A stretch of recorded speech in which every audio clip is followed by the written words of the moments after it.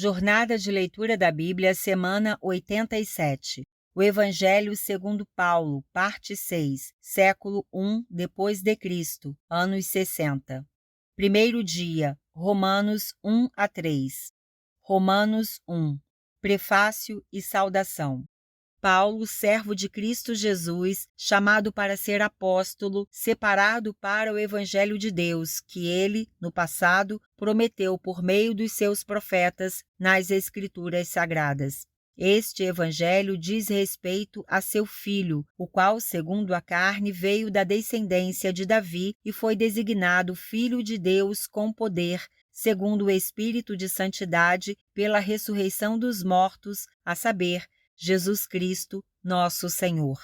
Por meio dele viemos a receber graça e apostolado por amor do seu nome, para a obediência da fé entre todos os gentios. Entre esses se encontram também vocês que foram chamados para pertencerem a Jesus Cristo. A todos os amados de Deus que estão em Roma, chamados para ser santos. Que a graça e a paz de Deus, nosso Pai, e do nosso Senhor Jesus Cristo estejam com vocês. Paulo ora pelos cristãos de Roma e deseja vê-los. Em primeiro lugar, por meio de Jesus Cristo, dou graças ao meu Deus por todos vocês, porque a fé que vocês têm é proclamada no mundo inteiro. Pois Deus, a quem sirvo em meu espírito no Evangelho de seu Filho, é minha testemunha de como nunca deixo de fazer menção de vocês em todas as minhas orações, pedindo que em algum momento, pela vontade de Deus, surja uma oportunidade de visitá-los. Porque desejo muito vê-los, a fim de repartir com vocês algum dom espiritual, para que vocês sejam fortalecidos, isto é, para que nos consolemos uns aos outros por meio da fé mútua, a de vocês e a minha. Quero que vocês saibam, irmãos, que muitas vezes me propus a ir visitá-los, no que tenho sido até agora impedido, para conseguir algum fruto igualmente entre vocês, assim como também tenho conseguido entre os outros gentios. Pois sou devedor tanto a gregos como a bárbaros, tanto a sábios como a insensatos. Por isso, quanto a mim, estou pronto a anunciar o Evangelho também a vocês que estão em Roma. O poder do Evangelho. Pois não me envergonho do Evangelho, porque é o poder de Deus para a salvação de todo aquele que crê, primeiro do judeu e também do grego. Porque a justiça de Deus se revela no Evangelho, de fé em fé, como está escrito: o justo viverá por fé.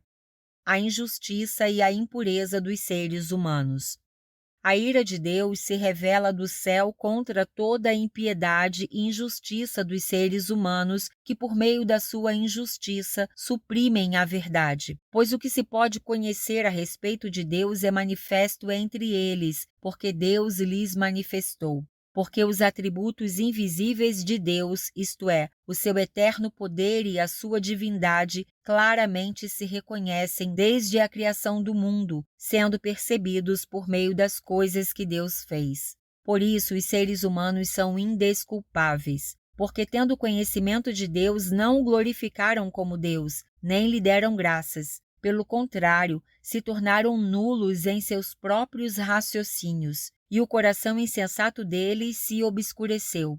Dizendo que eram sábios, se tornaram tolos e trocaram a glória do Deus incorruptível por imagens semelhantes ao ser humano corruptível, às aves, aos quadrúpedes e aos répteis.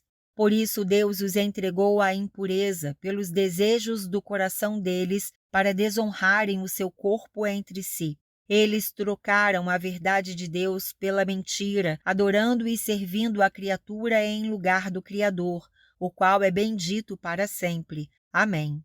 Por causa disso, Deus os entregou a paixões vergonhosas, porque até as mulheres trocaram o modo natural das relações íntimas por outro, contrário à natureza. Da mesma forma, também os homens, deixando o contato natural da mulher, se inflamaram mutuamente em sua sensualidade, cometendo indecência, homens com homens, e recebendo em si mesmos a merecida punição do seu erro. E por haverem desprezado o conhecimento de Deus, o próprio Deus os entregou a um modo de pensar reprovável, para praticarem coisas que não convêm. Estão cheios de todo tipo de injustiça, perversidade, avareza e maldade. Estão cheios de inveja, homicídio, discórdia, engano e malícia. São difamadores, caluniadores, inimigos de Deus, insolentes, arrogantes, orgulhosos, inventores de males, desobedientes aos pais, insensatos, desleais, sem afeição natural e sem misericórdia. Embora conheçam a sentença de Deus de que os que praticam tais coisas são passíveis de morte, eles não somente as fazem, mas também aprovam os que as praticam. Romanos 2. O justo juízo de Deus. Por isso você é indesculpável quando julga os outros, não importando quem você é. Pois naquilo que julga o outro, você está condenando a si mesmo porque pratica as mesmas coisas que condena. Bem sabemos que o juízo de Deus é segundo a verdade contra os que praticam tais coisas. E você que condena os que praticam tais coisas, mas faz o mesmo que eles fazem, pensa que conseguirá se livrar do juízo de Deus? Ou será que você despreza a riqueza da bondade, da tolerância e da paciência de Deus, ignorando que a bondade de Deus é que leva você ao arrependimento? Mas, por ser teimoso e ter um coração impenitente, você acumula contra si mesmo ira para o dia da ira e da revelação do justo juízo de Deus, que retribuirá a cada um segundo as suas obras. A vida eterna aos que, perseverando em fazer o bem, procuram glória, honra e incorruptibilidade, mas ira e indignação para os egoístas que desobedecem à verdade e obedecem à injustiça. Tribulação e angústia virão sobre todo aquele que faz o mal, ao judeu primeiro e também ao grego, mas haverá glória, honra e paz a todo aquele que pratica o bem, ao judeu primeiro e também ao grego, porque Deus não trata as pessoas com parcialidade. Assim todos os que pecaram sem lei também sem lei perecerão, e todos os que pecaram sob a lei serão julgados pela lei. Porque justos diante de Deus não são aqueles que somente ouvem a lei, mas os que praticam a lei é que serão justificados. Quando, pois, os gentios que não têm a lei fazem por natureza o que a lei ordena, eles se tornam lei para si mesmos, embora não tenham a lei.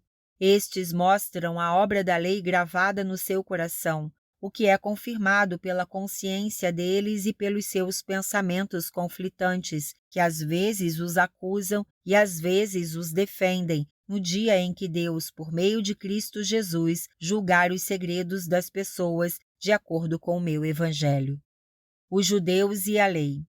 Mas se você diz que é judeu, confia na lei e se gloria em Deus, se você conhece a vontade de Deus e aprova as coisas excelentes, sendo instruído na lei, se você está convencido de que é guia dos cegos, luz dos que se encontram em trevas, instrutor de insensatos, mestre de crianças, tendo na lei a forma da sabedoria e da verdade, você, pois, que ensina os outros, não ensina a si mesmo? Você que prega que não se deve roubar, rouba? Você que diz que não se deve cometer adultério, adultera? Você que detesta ídolos, rouba os templos? Você que se gloria na lei, desonra a Deus pela transgressão da lei? Pois como está escrito, o nome de Deus é blasfemado entre os gentios por causa de vocês. A circuncisão tem valor se você pratica a lei, mas se você é transgressor da lei, a sua circuncisão já se tornou incircuncisão. Portanto, se a incircuncisão observa os preceitos da lei, não será essa incircuncisão considerada como circuncisão? E se aquele que é incircunciso por natureza cumpre a lei, certamente ele julgará você que, embora tenha a letra da lei e a circuncisão, é transgressor da lei. Porque não é judeu quem o é apenas exteriormente, nem é circuncisão a que é somente na carne. Porém, judeu é aquele que o é interiormente, e circuncisão é a do coração, pelo Espírito, não segundo a letra, e cujo louvor não procede de seres humanos, mas de Deus. Romanos 3. Paulo responde a objeções. Qual é, então, a vantagem do judeu? Ou qual a utilidade da circuncisão? Muita, sob todos os aspectos, principalmente porque aos judeus foram confiados os oráculos de Deus. E então, se alguns não creram, será que a incredulidade deles anulará a fidelidade de Deus? De modo nenhum. Seja Deus verdadeiro e todo ser humano mentiroso, como está escrito, para que sejas justificado nas tuas palavras e venhas a vencer quando fores julgado. Mas se a nossa injustiça evidencia a justiça de Deus, que diremos? Seria Deus injusto por aplicar a sua ira? Falo em termos humanos. É claro que não. Do contrário, como Deus julgará o mundo? E se a minha mentira faz com que aumente a verdade de Deus para a sua glória, por que ainda sou condenado como pecador? E por que não dizemos, como alguns caluniosamente afirmam que o fazemos, pratiquemos o que é mal para que nos venha o que é bom? A condenação destes é justa. Todos somos pecadores. Que se conclui? Temos nós alguma vantagem? Não, de forma nenhuma, pois já temos demonstrado que todos, tanto judeus como gregos, estão debaixo do pecado. Como está escrito, não há justo nenhum sequer, não há quem entenda, não há quem busque a Deus. Todos se desviaram e juntamente se tornaram inúteis. Não há quem faça o bem, não há nenhum sequer. A garganta deles é sepulcro aberto, com a língua enganam, veneno de víbora está nos seus lábios. A boca eles a têm cheia de maldição e amargura, os seus pés são velozes para derramar sangue. Nos seus caminhos há destruição e miséria, eles não conhecem o caminho da paz. Não há temor de Deus diante de seus olhos. Ora, sabemos que tudo o que a lei diz é dito aos que vivem sob a lei, para que toda boca se cale e todo mundo seja culpável diante de Deus. Porque ninguém será justificado diante de Deus por obras da lei, pois pela lei vem o pleno conhecimento do pecado. A justificação pela fé em Jesus Cristo. Mas agora, sem lei, a justiça de Deus se manifestou, sendo testemunhada pela lei e pelos profetas. É a justiça de Deus mediante a fé em Jesus Cristo, para todos e sobre todos os que creem, porque não há distinção, pois todos pecaram e carecem da glória de Deus, sendo justificados gratuitamente por sua graça, mediante a redenção que há em Cristo Jesus, a quem Deus apresentou como propiciação no seu sangue mediante a fé. Deus fez isso para manifestar a sua justiça por ter ele, na sua tolerância, deixado impunes os pecados anteriormente cometidos, tendo em vista a manifestação da sua justiça no tempo presente, a fim de que o próprio Deus seja justo e o justificador daquele que tem fé em Jesus. Onde fica então o orgulho? Foi totalmente excluído. Por meio de que lei? A lei das obras? Não, pelo contrário, por meio da lei da fé. Concluímos, pois, que o ser humano é justificado pela fé independentemente das obras da lei. Ou seria Deus apenas Deus dos judeus? Será que não é também Deus dos gentios? Sim, também dos gentios, visto que Deus é um só, o qual justificará o circunciso a partir da fé e o incircunciso por meio da fé. Anulamos então a lei por meio da fé? De modo nenhum. Pelo contrário, confirmamos a lei. Segundo dia, Romanos 4-6. Romanos 4. Abraão foi justificado pela fé. Que diremos então a respeito de Abraão, nosso pai segundo a carne? O que foi que ele conseguiu? Porque se Abraão foi justificado por obras, tendo que se orgulhar, porém não diante de Deus. Pois o que diz a Escritura? Ela diz: Abraão creu em Deus, e isso lhe foi atribuído para a justiça. Ora, para quem trabalha, o salário não é considerado como favor, mas como dívida. Mas para quem não trabalha, porém crê naquele que justifica o ímpio, a sua fé lhe é atribuída como justiça. E é assim também que Davi declara ser bem-aventurado aquele a quem Deus atribui justiça, independentemente de obras. Davi disse: Bem-aventurados aqueles cujas transgressões são perdoadas e cujos pecados são cobertos. Bem-aventurado aquele a quem o Senhor jamais atribuir pecado. Esta bem-aventurança vem apenas sobre os circuncisos ou será que ela vem também sobre os incircuncisos? Porque dizemos, a fé foi atribuída a Abraão para a justiça. Como, pois, lhe foi atribuída? Estando ele já circuncidado ou sendo ainda incircunciso? Não foi no regime da circuncisão, mas quando ele ainda não havia sido circuncidado. E Abraão recebeu o sinal da circuncisão como selo da justiça da fé que teve quando ainda não havia sido circuncidado, e isto para que ele viesse a ser o pai de todos os que creem, embora não circuncidados, a fim de que a justiça fosse atribuída também a eles.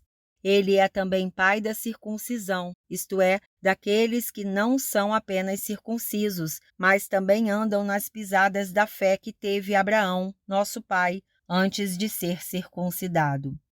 Promessa e fé. A promessa de que seria herdeiro do mundo não veio a Abraão ou à sua descendência por meio da lei, e sim por meio da justiça da fé. Pois se os da lei é que são os herdeiros, anula-se a fé e cancela-se a promessa, porque a lei suscita a ira, mas onde não há lei, também não há transgressão. Essa é a razão por que provém da fé, para que seja segundo a graça, a fim de que a promessa seja garantida para toda a descendência, não somente à descendência que está no regime da lei, mas também à descendência que tem a fé que Abraão teve, porque Abraão é pai de todos nós, como está escrito: eu o constituí por pai de muitas nações, diante daquele em quem Abraão creu, o Deus que vivifica os mortos e chama à existência as coisas que não existem. Abraão, esperando contra a esperança, creu para vir a ser pai de muitas nações, segundo lhe havia sido dito. Assim será a sua descendência. E sem enfraquecer na fé, levou em conta o seu próprio corpo já amortecido, tendo ele quase 100 anos, e a esterilidade do ventre de Sara. Não duvidou por incredulidade da promessa de Deus, mas pela fé se fortaleceu, dando glória a Deus, estando plenamente convicto de que Deus era poderoso para cumprir o que havia prometido. Assim também isso lhe foi atribuído para a justiça. E as palavras lhe foi atribuído foram escritas não somente por causa dele, mas também por nossa causa, visto que a nós igualmente nos será atribuído, a saber, a nós que cremos naquele que ressuscitou dentre os mortos a Jesus, nosso Senhor, o qual foi entregue por causa das nossas transgressões e ressuscitou para nossa justificação. Romanos 5. Justificação pela fé e paz com Deus. Justificados, pois, mediante a fé, temos paz com Deus por meio do nosso Senhor Jesus Cristo, pelo qual obtivemos também acesso pela fé a esta graça na qual estamos firmes, e nos gloriamos na esperança da glória de Deus. E não somente isto, mas também nos gloriamos nas tribulações, sabendo que a tribulação produz perseverança, a perseverança produz experiência, e a experiência produz esperança. Ora, a esperança não nos deixa decepcionados, porque o amor de Deus é derramado em nosso coração pelo Espírito Santo que nos foi dado. Porque Cristo, quando nós ainda éramos fracos, morreu a seu tempo pelos ímpios. Dificilmente alguém morreria por um justo, embora por uma pessoa boa alguém talvez tenha coragem para morrer. Mas Deus prova o seu próprio amor para conosco pelo fato de Cristo ter morrido por nós quando ainda éramos pecadores. Logo, muito mais agora, sendo justificados pelo seu sangue, seremos por ele salvos da ira.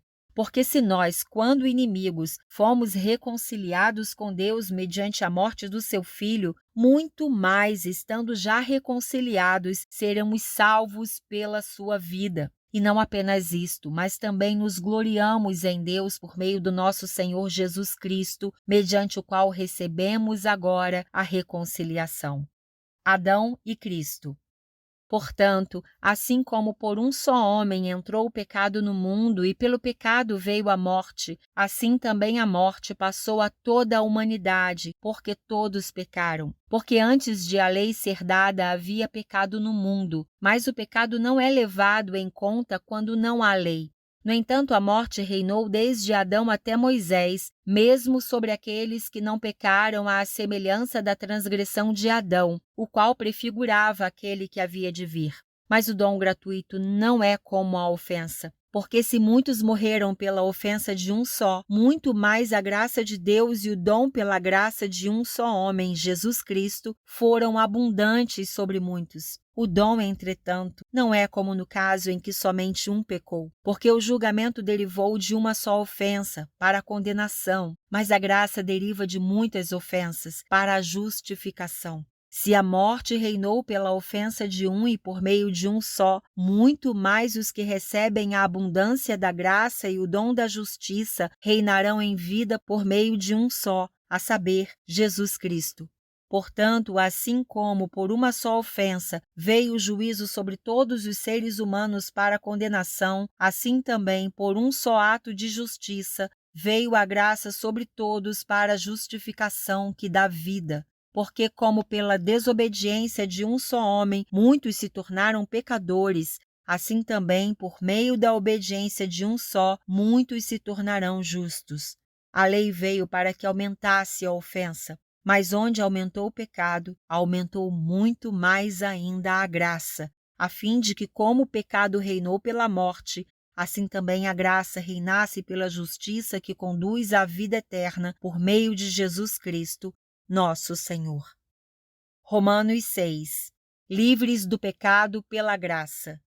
Que diremos então? Continuaremos no pecado para que a graça aumente ainda mais? De modo nenhum. Como viveremos ainda no pecado, nós que já morremos para ele? Ou será que vocês ignoram que todos nós que fomos batizados em Cristo Jesus fomos batizados na sua morte?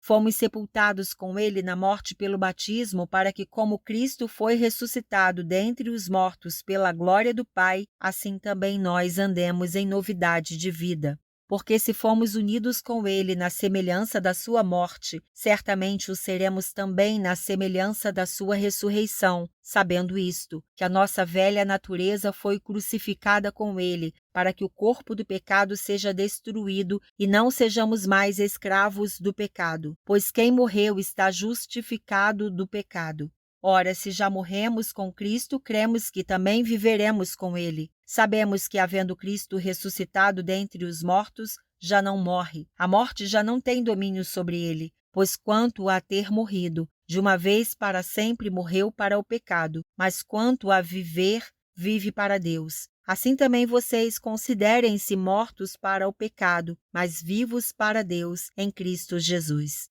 Portanto, não permitam que o pecado reine em seu corpo mortal, fazendo com que vocês obedeçam às suas paixões. Também não ofereçam os membros do corpo ao pecado como instrumentos de injustiça, mas como pessoas que passaram da morte para a vida, ofereçam a si mesmos a Deus e ofereçam os seus membros a Deus como instrumentos de justiça. Porque o pecado não terá domínio sobre vocês, pois vocês não estão debaixo da lei, e sim da graça. Servos da justiça. E então, havemos de pecar porque não estamos debaixo da lei e sim da graça? De modo nenhum. Será que vocês não sabem que, ao se oferecerem como servos para a obediência, vocês são servos daquele a quem obedecem, seja do pecado que leva à morte ou da obediência que conduz à justiça? Mas graças a Deus que, tendo sido escravos do pecado, vocês vieram a obedecer de coração à forma de doutrina a que foram entregues. E uma vez libertados do pecado, foram feitos servos da justiça.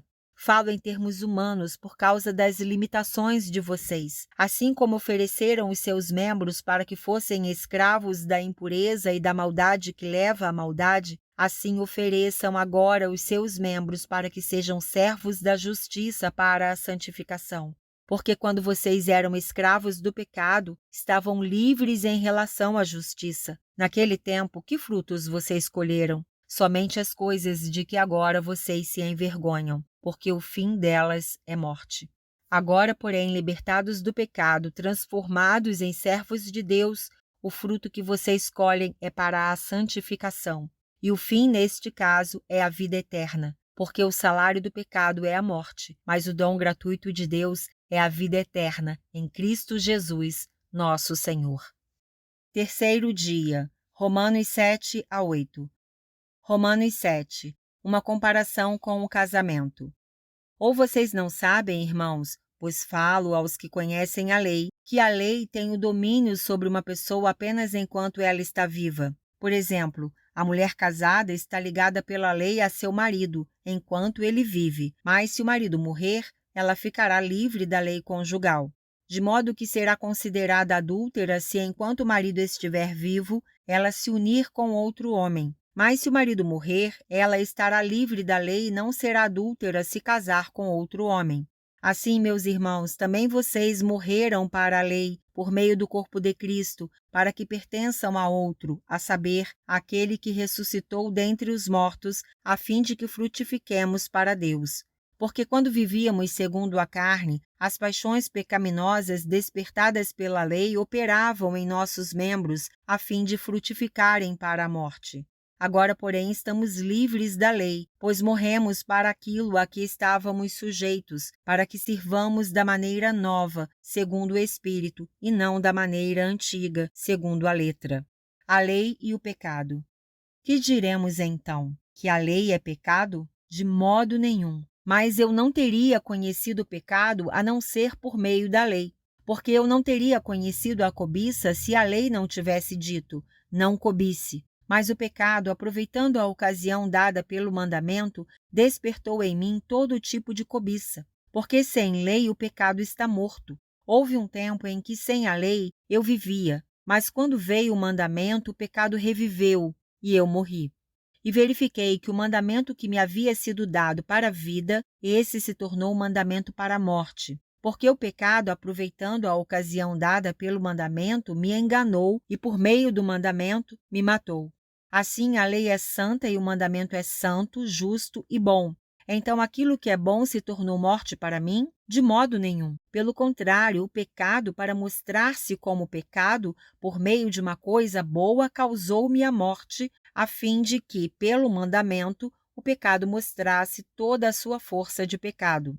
Porque bem sabemos que a lei é espiritual. Eu, porém, sou carnal, vendido à escravidão do pecado. Porque nem mesmo compreendo o meu próprio modo de agir, pois não faço o que prefiro e sim o que detesto. Ora, se faço o que não quero, concordo com a lei, que é boa. Neste caso, quem faz isso já não sou eu, mas o pecado que habita em mim. Porque eu sei que em mim, isto é, na minha carne, não habita bem nenhum, pois o querer o bem está em mim, mas não o realizá-lo. Porque não faço o bem que eu quero, mas o mal que não quero, esse faço. Mas se eu faço o que não quero, já não sou eu quem o faz, e sim o pecado que habita em mim. Assim encontro esta lei. Quando quero fazer o bem, o mal reside em mim. Porque, segundo o homem interior, tenho prazer na lei de Deus, mas vejo nos meus membros outra lei que, guerreando contra a lei da minha mente, me faz prisioneiro da lei do pecado que está nos meus membros.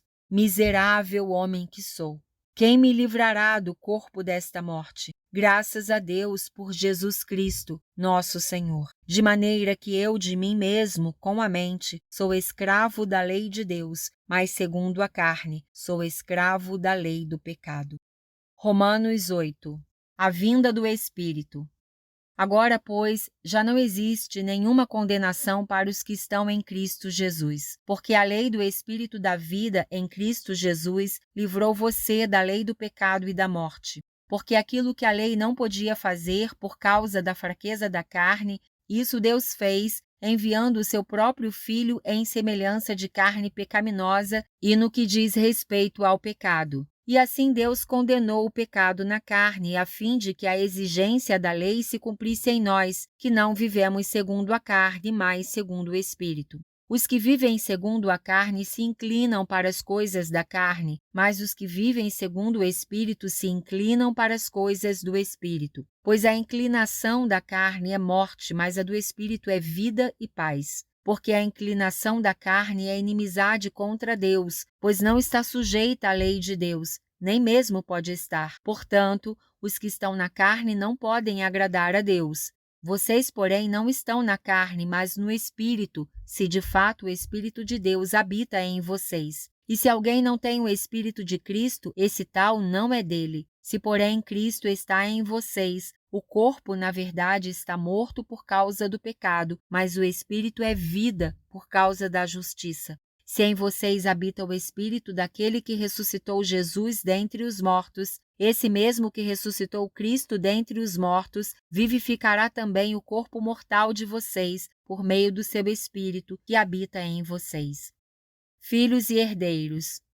Assim, pois, irmãos, somos devedores não à carne, como se estivéssemos obrigados a viver segundo a carne. Porque se vocês viverem segundo a carne, caminharão para a morte. Mas se pelo Espírito mortificarem os feitos do corpo, certamente viverão. Pois todos os que são guiados pelo Espírito de Deus são filhos de Deus. Porque vocês não receberam um espírito de escravidão para viverem outra vez atemorizados, mas receberam o espírito de adoção, por meio do qual clamamos: Abba, Pai. O próprio Espírito confirma ao nosso espírito que somos filhos de Deus. E se somos filhos, somos também herdeiros, herdeiros de Deus e co-herdeiros com Cristo, se com Ele sofremos, para que também com Ele sejamos glorificados.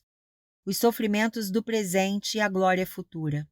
Porque para mim tenho por certo que os sofrimentos do tempo presente não podem ser comparados com a glória a ser revelada em nós. A ardente expectativa da criação aguarda a revelação dos filhos de Deus, pois a criação está sujeita à vaidade não por sua própria vontade, mas por causa daquele que a sujeitou, na esperança de que a própria criação seja libertada do cativeiro da corrupção para a liberdade da glória dos filhos de Deus. Porque sabemos que toda a criação a um só tempo geme e suporta angústias até agora. E não somente ela, mas também nós, que temos as primícias do Espírito, igualmente gememos em nosso íntimo, aguardando a adoção de filhos, a redenção do nosso corpo. Porque na esperança fomos salvos. Ora, a esperança que se vê não é esperança. Pois quem espera o que está vendo? Mas se esperamos o que não vemos, com paciência o aguardamos. A intercessão do Espírito. Da mesma maneira, também o Espírito nos ajuda em nossa fraqueza, porque não sabemos orar como convém, mas o próprio Espírito intercede por nós com gemidos inexprimíveis. E aquele que sonda os corações sabe qual é a mente do Espírito, porque intercede pelos santos de acordo com a vontade de Deus. Sabemos que todas as coisas cooperam para o bem daqueles que amam a Deus, daqueles que são chamados segundo o seu propósito. Pois aqueles que Deus de antemão conheceu, Ele também predestinou para serem conformes à imagem de seu Filho, a fim de que ele seja o primogênito entre muitos irmãos. E aos que predestinou, a esses também chamou, e aos que chamou, a esses também justificou, e aos que justificou, a esses também glorificou. Nada nos separa do amor de Deus. Que diremos então à vista destas coisas? Se Deus é por nós, quem será contra nós? Aquele que não poupou o seu próprio Filho, mas por todos nós o entregou, será que não nos dará graciosamente com ele todas as coisas? Quem intentará a acusação contra os eleitos de Deus? É Deus quem os justifica. Quem os condenará? É Cristo Jesus quem morreu, ou melhor, quem ressuscitou, o qual está à direita de Deus e também intercede por nós. Quem nos separará do amor de Cristo? Será a tribulação, ou a angústia, ou a perseguição, ou a fome, ou a nudez, ou o perigo, ou a espada? Como está escrito: por amor de ti somos entregues à morte continuamente. Fomos considerados como ovelhas para o matadouro. Em todas estas coisas, porém, somos mais que vencedores por meio daquele que nos amou, porque eu estou bem certo de que nem a morte, nem a vida, nem os anjos, nem os principados, nem as coisas do presente, nem do porvir, nem os poderes, nem a altura, nem a profundidade, nem qualquer outra criatura poderá nos separar do amor de Deus, que está em Cristo Jesus, nosso Senhor. Quarto dia, Romanos 9 a 10. Romanos 9. Deus e o seu povo. Digo a verdade em Cristo, não minto, e a minha consciência confirma isso por meio do Espírito Santo. Sinto grande tristeza e tenho incessante dor no coração, porque eu mesmo desejaria ser amaldiçoado, separado de Cristo, por amor de meus irmãos, meus compatriotas segundo a carne.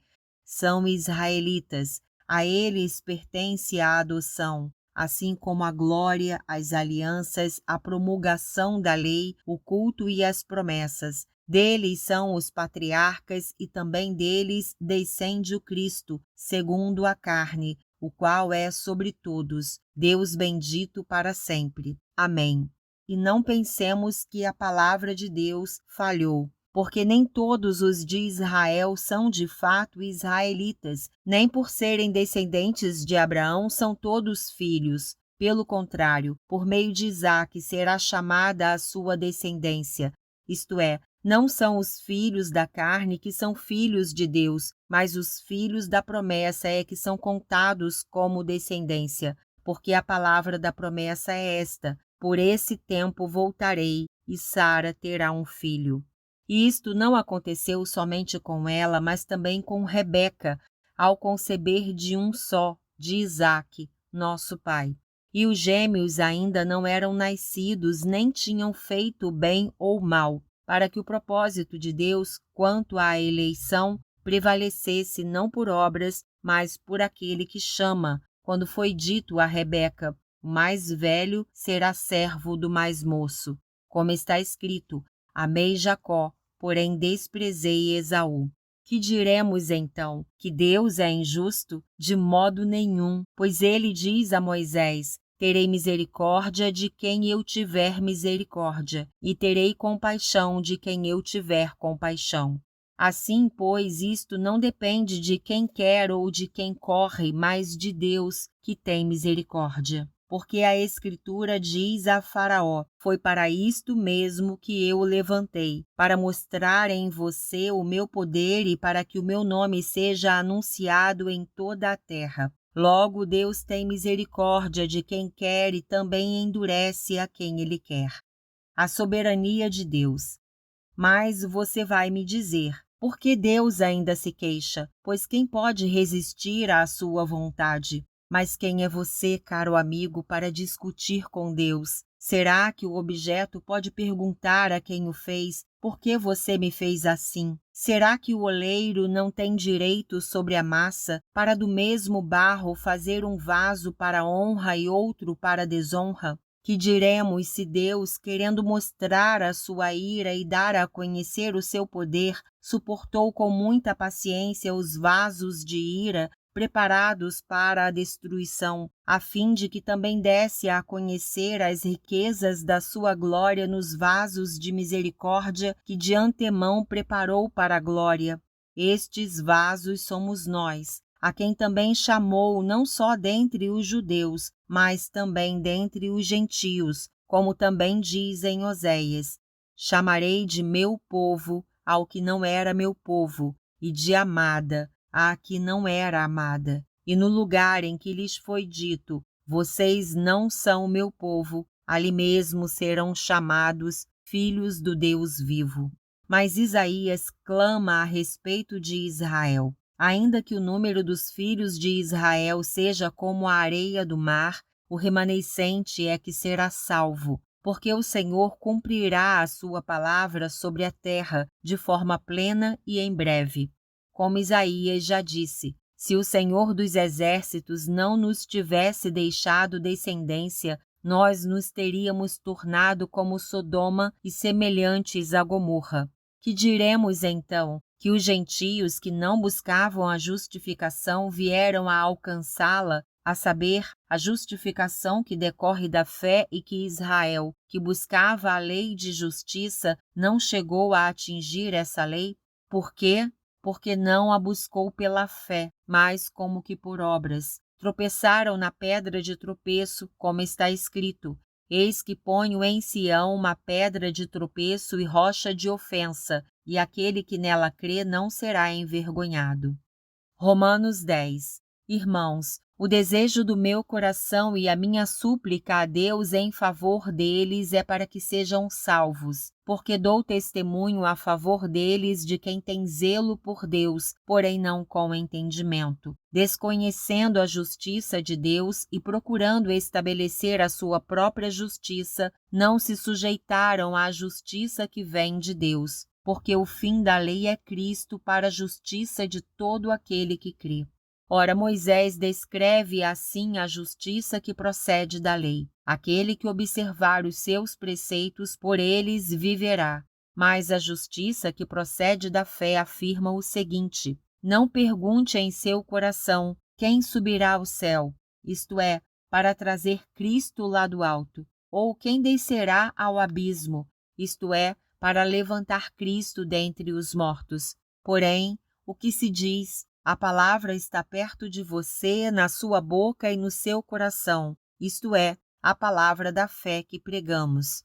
Se com a boca você confessar Jesus como Senhor e em seu coração crer que Deus o ressuscitou dentre os mortos, você será salvo. Porque com o coração se crê para a justiça e com a boca se confessa para a salvação. Pois a Escritura diz: todo aquele que nele crê não será envergonhado, porque não há distinção entre judeu e grego, uma vez que o mesmo é o Senhor de todos, rico para com todos os que o invocam. Porque todo aquele que invocar o nome do Senhor será salvo. Como, porém, invocarão aquele em quem não creram? E como crerão naquele de quem nada ouviram? E como ouvirão se não há quem pregue? E como pregarão se não forem enviados? Como está escrito: quão formosos são os pés dos que anunciam coisas boas. Mas nem todos obedeceram ao Evangelho, pois Isaías diz: Senhor, quem creu em nossa pregação? E assim a fé vem pelo ouvir, e o ouvir pela palavra de Cristo. Mas pergunto, será que eles não ouviram? É claro que sim. A voz deles se espalhou por toda a terra e as palavras deles alcançaram os confins do mundo. Pergunto mais, será que isso não chegou ao conhecimento de Israel? Moisés já dizia: eu farei com que vocês fiquem com ciúmes de um povo que não é nação. Por meio de gente insensata, eu os provocarei à ira. E Isaías é tão ousado que diz: fui achado pelos que não me procuravam, revelei-me aos que não perguntavam por mim. Quanto a Israel, porém, diz: todo o dia estendi as mãos a um povo desobediente e rebelde. Quinto dia, Romanos 11-12. Romanos 11. O futuro de Israel. Então eu pergunto, será que Deus rejeitou o seu povo? De modo nenhum, porque eu também sou israelita, da descendência de Abraão, da tribo de Benjamim. Deus não rejeitou o seu povo a quem de antemão conheceu. Ou vocês não sabem o que a Escritura diz a respeito de Elias, como pediu com insistência diante de Deus contra Israel, dizendo: Senhor, mataram os teus profetas, derrubaram os teus altares. Sou o único que sobrou e procuram tirar-me a vida. Mas qual foi a resposta divina? Foi esta: reservei para mim 7.000 homens que não dobraram os joelhos diante de Baal. Assim também nos dias de hoje sobrevive um remanescente segundo a eleição da graça. E se é pela graça, já não é pelas obras. Do contrário, a graça já não é graça. Que diremos então? O que Israel buscava, isso não alcançou, mas a eleição conseguiu isso. Os demais foram endurecidos, como está escrito: Deus lhes deu um espírito de profundo sono, olhos para não ver e ouvidos para não ouvir, até o dia de hoje. E Davi disse: que a mesa deles se transforme em laço e armadilha, em tropeço e punição, que os olhos deles se escureçam, para que não vejam, e fiquem para sempre encurvadas as suas costas. Então eu pergunto, será que eles tropeçaram para que caíssem? De modo nenhum, mas pela transgressão deles, a salvação chegou aos gentios, para fazer com que os judeus ficassem com ciúmes. Ora, se a transgressão deles resultou em riqueza para o mundo, e a diminuição deles resultou em riqueza para os gentios, quanto mais a plenitude deles. Dirijo-me a vocês que são gentios. visto que eu sou apóstolo dos gentios, glorifico o meu ministério, para ver se de algum modo posso fazer com que os do meu povo fiquem com ciúmes e alguns deles se salvem. Porque se o fato de eles terem sido rejeitados trouxe reconciliação ao mundo, que será o seu restabelecimento, senão vida dentre os mortos? E se forem santas as primícias da massa, igualmente será santa a sua totalidade. Se for santa a raiz, também os ramos o serão. Se, porém, alguns dos ramos foram quebrados, e você, sendo oliveira brava, foi enxertado no meio deles e se tornou participante da raiz e da seiva da oliveira, não se glorie contra os ramos. Mas se você se gloriar, lembre que não é você que sustenta a raiz, mas é a raiz que sustenta você.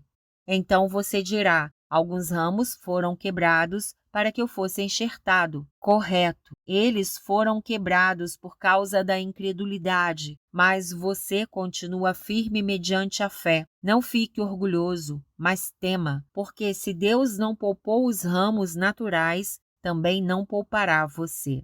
Considere, pois, a bondade e a severidade de Deus. Para com os que caíram, severidade, mas para com você, a bondade de Deus, desde que você permaneça nessa bondade. Do contrário, também você será cortado. Eles também, se não permanecerem na incredulidade, serão enxertados, pois Deus é poderoso para os enxertar de novo.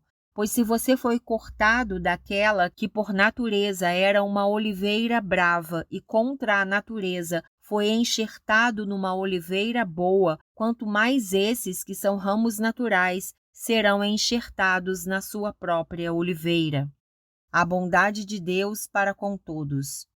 Porque não quero, irmãos, que vocês ignorem este mistério, para que não fiquem pensando que são sábios. Veio um endurecimento em parte a Israel, até que tenha entrado a plenitude dos gentios. E assim todo Israel será salvo, como está escrito: o libertador virá de Sião e afastará de Jacó as impiedades. Esta é a minha aliança com eles, quando eu tirar os seus pecados. Quanto ao Evangelho, eles são inimigos por causa de vocês, mas quanto à eleição, amados por causa dos patriarcas.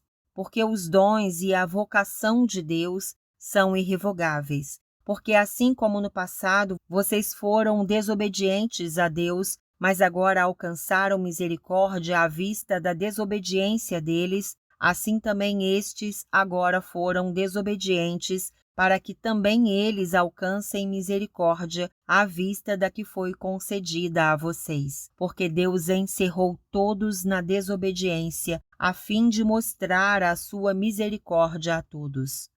Louvor a Deus! Ó profundidade da riqueza, tanto da sabedoria como do conhecimento de Deus! Quão inexplicáveis são os seus juízos e quão insondáveis são os seus caminhos!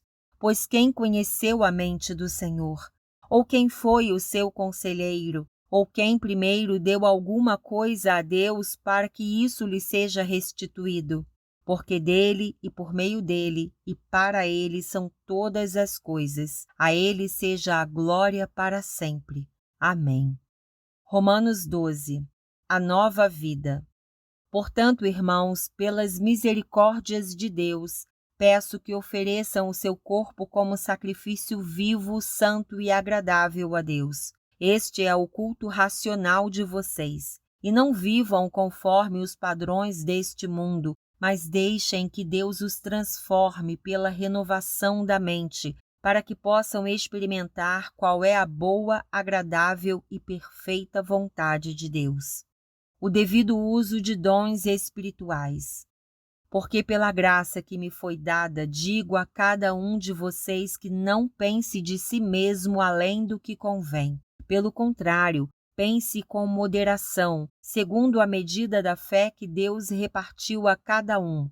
Porque assim como num só corpo temos muitos membros, mas nem todos os membros têm a mesma função, assim também nós, embora sejamos muitos, somos um só corpo em Cristo e membros uns dos outros.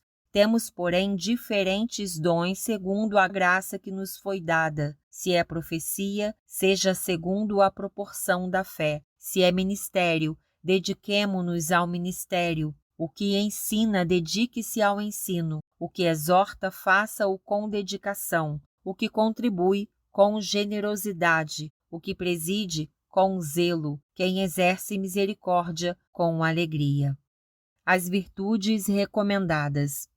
O amor seja sem hipocrisia. Odeiem o mal e apeguem-se ao bem. Amem uns aos outros com amor fraternal. Quanto à honra, deem sempre preferência aos outros. Quanto ao zelo, não sejam preguiçosos. Sejam fervorosos de espírito servindo o Senhor. Alegrem-se na esperança. Sejam pacientes na tribulação e perseverem na oração. Ajudem a suprir as necessidades dos santos. Pratiquem a hospitalidade. Abençoem aqueles que perseguem vocês. Abençoem e não amaldiçoem. Alegrem-se com os que se alegram e chorem com os que choram. Tenham o mesmo modo de pensar de uns para com os outros. Em vez de serem orgulhosos, sejam solidários com os humildes. Não sejam sábios aos seus próprios olhos. Não paguem a ninguém mal por mal. Procurem fazer o bem diante de todos. Se possível, no que depender de vocês, vivam em paz com todas as pessoas. Meus amados, não façam justiça com as próprias mãos, mas deem lugar à ira de Deus, pois está escrito: a mim pertence a vingança, eu é que retribuirei, diz o Senhor. Façam o contrário. Se o seu inimigo tiver fome, dê-lhe de comer. Se tiver sede, dê-lhe de beber. Porque fazendo isto, você amontoará brasas vivas sobre a cabeça dele. Não se deixe vencer pelo mal, mas vença o mal com o bem. Sexto dia, Romanos 13 a 14. Romanos 13. A obediência às autoridades. Que todos estejam sujeitos às autoridades superiores, porque não há autoridade que não proceda de Deus e as autoridades que existem foram por ele instituídas. Assim, aquele que se opõe à autoridade resiste à ordenação de Deus, e os que resistem trarão sobre si mesmos condenação.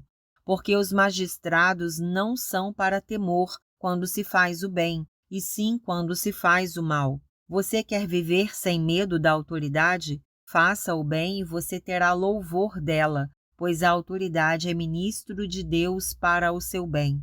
Mas se você fizer o mal, então tenha medo, porque não é sem motivo que a autoridade traz a espada, pois é ministro de Deus, vingador, para castigar quem pratica o mal. Portanto, é necessário que vocês se sujeitem à autoridade, não somente por causa do temor da punição, mas também por dever de consciência. É por isso também que vocês pagam impostos, porque as autoridades são ministros de Deus, atendendo constantemente a este serviço. Paguem a todos o que lhes é devido, a quem tributo, tributo, a quem imposto, imposto, a quem respeito, respeito, a quem honra, honra.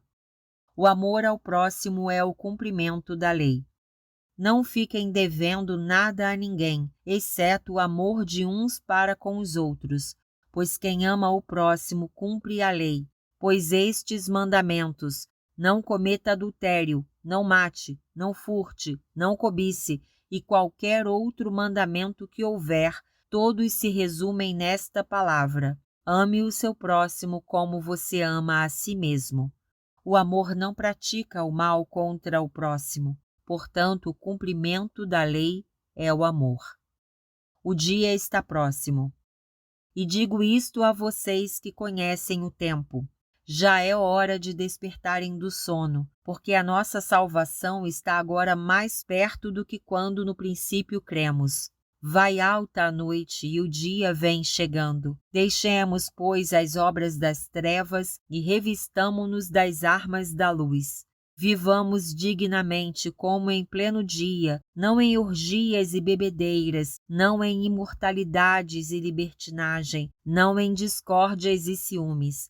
Mas revistam-se do Senhor Jesus Cristo e não façam nada que venha a satisfazer os desejos da carne. Romanos 14. Tolerância com os fracos na fé.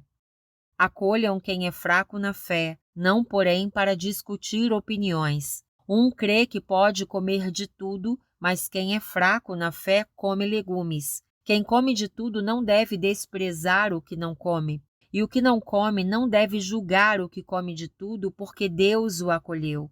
Quem é você para julgar o servo alheio? Para o seu próprio dono é que ele está em pé ou cai, mas ficará em pé, porque o Senhor é poderoso para o manter em pé.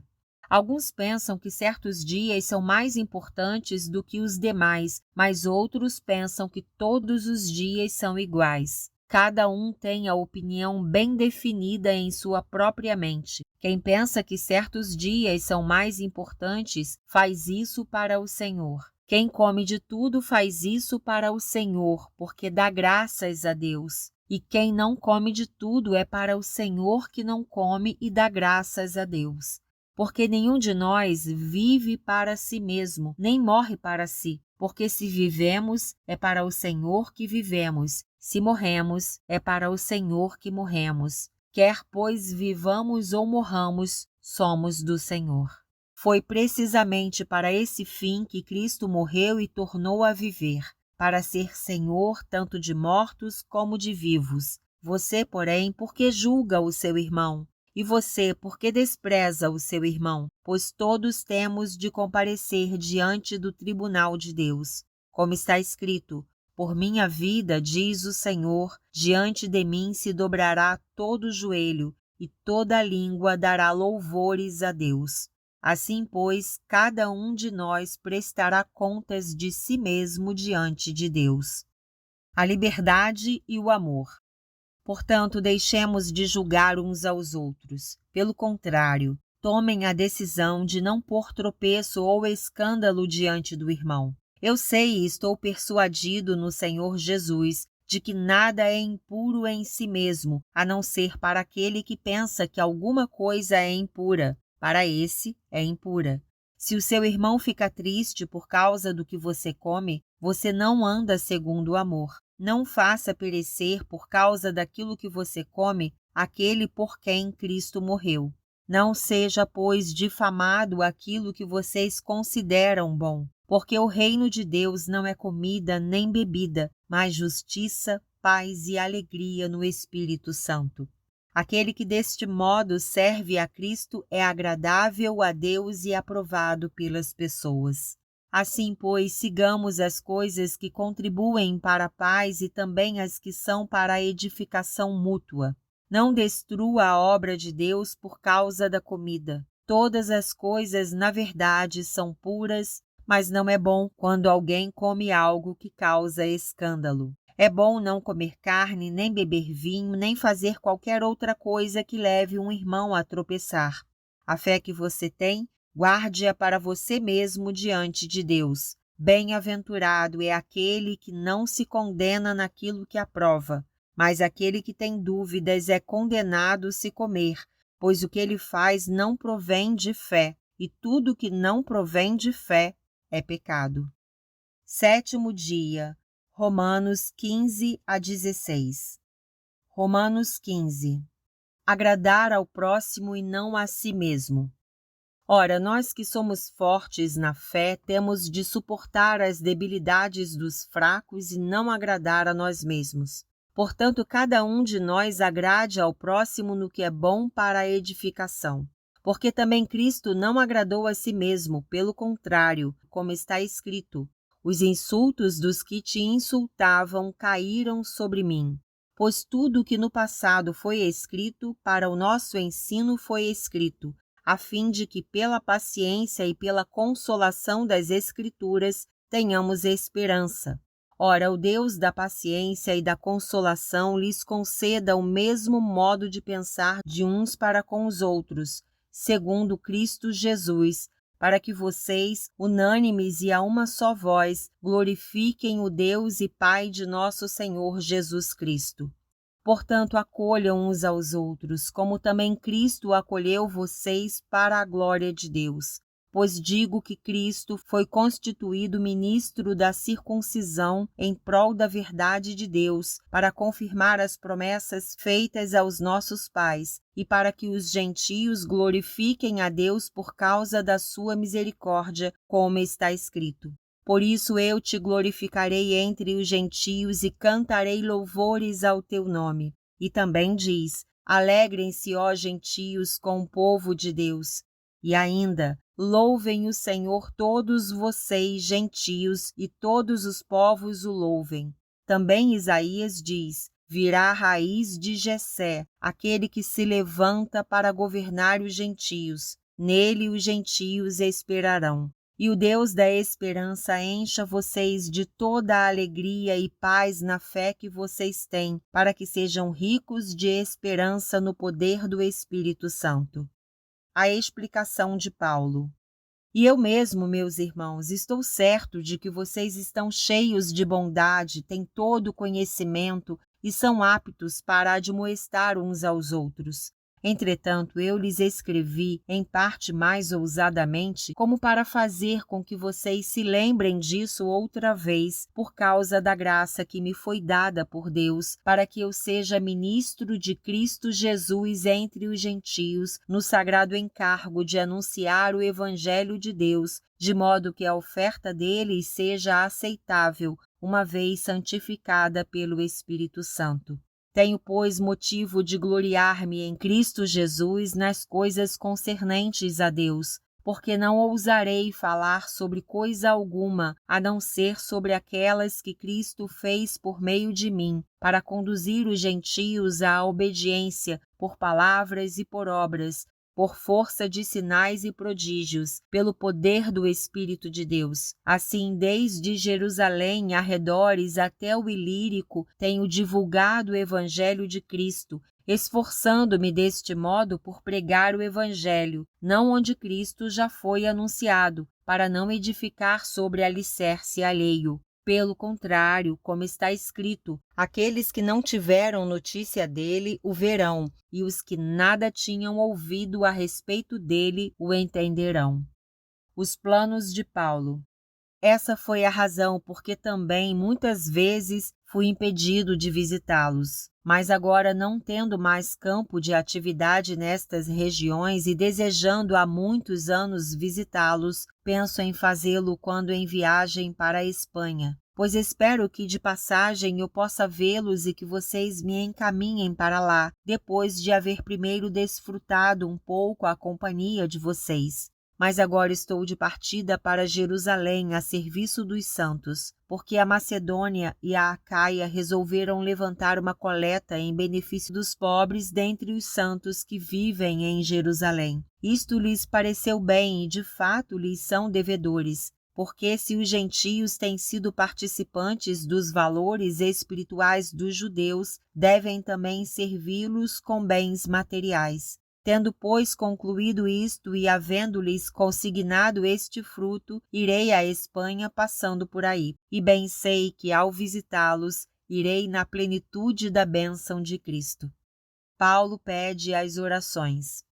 Irmãos, por nosso Senhor Jesus Cristo e também pelo amor do Espírito, peço que lutem juntamente comigo nas orações a Deus a meu favor, para que eu me veja livre dos rebeldes que vivem na Judéia e que este meu serviço em Jerusalém seja bem aceito pelos santos. Isto para que, pela vontade de Deus, eu chegue à presença de vocês com alegria e possa ter algum descanso na companhia de vocês, e o Deus da paz esteja com todos vocês. Amém. Romanos 16. Paulo recomenda Febe. Recomendo-lhes a nossa irmã Febe, que está servindo na igreja de Cencreia, para que vocês a recebam no Senhor como convém aos santos e a ajudem em tudo o que de vocês vier a precisar, porque ela tem sido protetora de muitos, inclusive de mim. Saudações pessoais. Saúdem Priscila e Áquila, meus cooperadores em Cristo Jesus, os quais pela minha vida arriscaram a sua própria cabeça. Isto lhes agradeço, não somente eu, mas também todas as igrejas dos gentios. Saúdem igualmente a igreja que se reúne na casa deles. Saúdem meu querido Epêneto, primeiro fruto da fé em Cristo na província da Ásia. Saúdem Maria, que muito trabalhou por vocês. Saúdem Andrônico e Júnias, meus parentes e companheiros de prisão, os quais são bem conhecidos entre os apóstolos e estavam em Cristo antes de mim. Saúdem Ampliato, meu querido amigo no Senhor. Saúdem Urbano, que é nosso cooperador em Cristo, e também meu amado Estax. Saúdem Apeles, aprovado em Cristo. Saúdem os da casa de Aristóbulo. Saúdem meu parente Herodião. Saúdem os da casa de Narciso, que estão no Senhor. Saúdem Trifena e Trifosa, as quais trabalham no Senhor. Saúdem a querida Pérside, que também muito trabalhou no Senhor. Saúdem Rufo, eleito no Senhor, e igualmente a mãe dele, que também tem sido mãe para mim. Saúdem Asíncrito, Flegonte, Hermes, Pátrobas, Hermas e os irmãos que se reúnem com eles. Saúdem Filólogo, Júlia, Nereu e sua irmã, Olimpas e todos os santos que se reúnem com eles. Saúdem uns aos outros com um beijo santo. Todas as igrejas de Cristo mandam saudações. Conselhos finais. Irmãos, peço que notem bem aqueles que provocam divisões e escândalos em desacordo com a doutrina que vocês aprenderam. Afastem-se deles, porque esses tais não servem a Cristo nosso Senhor, e sim a seu próprio ventre. Com suaves palavras e lisonjas enganam o coração das pessoas simples, pois a obediência de vocês é conhecida por todos. Por isso me alegro por causa de vocês. Quero que sejam sábios no que diz respeito ao bem e simples no que diz respeito ao mal. E o Deus da paz em breve esmagará Satanás debaixo dos pés de vocês. A graça de nosso Senhor Jesus esteja com vocês. Timóteo, meu cooperador, manda saudações, assim como Lúcio, Jason e Sosípatro, meus parentes. Eu, Tércio, que escrevi esta carta, mando saudações no Senhor. Gaio, meu hospedeiro, e de toda a igreja, manda saudações. Também mandam saudações Erasto, tesoureiro da cidade, e o irmão Quarto. A graça de nosso Senhor Jesus Cristo esteja com todos vocês. Amém. Doxologia. Ora, ao Deus que é poderoso para confirmar vocês segundo o meu evangelho e a pregação de Jesus Cristo, conforme a revelação do mistério guardado em silêncio desde os tempos eternos, e que agora tornou-se manifesto e foi dado a conhecer por meio das Escrituras proféticas, segundo o mandamento do Deus eterno, para a obediência da fé entre todas as nações. A este Deus único e sábio seja dada glória por meio de Jesus Cristo para sempre. Amém. O versículo da semana está em Romanos 8:37. Em todas estas coisas, porém, somos mais que vencedores por meio daquele que nos amou.